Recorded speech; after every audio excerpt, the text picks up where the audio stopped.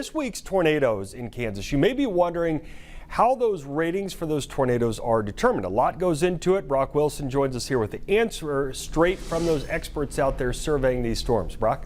Well, Mike, if you watch Storm Team 12 Weather Focus on KSCW, you've heard us talk a lot about the Enhanced Fujita Scale, or EF scale.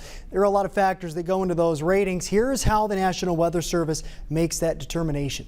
It's been a little while since we've had something similar. The National Weather Service says it's been several years since central and western Kansas have seen a tornado outbreak like this week's. It was a little bit more than we've had in a while in a shorter period of time. Warning coordination meteorologist Vanessa Pierce says as soon as tornadoes hit Plevna and Grinnell, surveyors from Wichita, Dodge City, and Goodland got to work determining the severity of the tornadoes on the Enhanced Fujita Scale. It uses a damage indicator, so what was damaged itself, whether that's a structure or something else, and then to what degree of damage occurred. And then from there, that's how we'll get the wind estimate expected in the storm. But it's not as simple as just looking at the damage. Meteorologists also must look at what kind of structures were damaged and how they were built. So all those different buildings are built in different ways, and there are different manners in which they're put together. And coming up with an accurate rating can sometimes be challenging. You don't necessarily know, is some of the damage that you're seeing new damage or is it old damage? Are they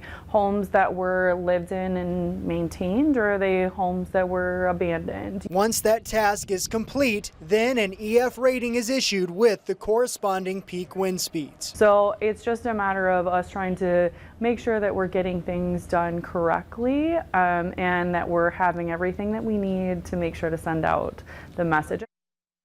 So let's take a look at the EF scale and how powerful these tornadoes were. Right now, the preliminary estimate of the Grinnell tornado was an EF2. That means peak wind speeds were between 111 and 135 miles an hour. Now, the National Weather Service still has teams in Plevna as well. That's where another one of those strong tornadoes hit. So far, though, we do not have a rating on the EF scale for that one. Mike? Thanks, Brock.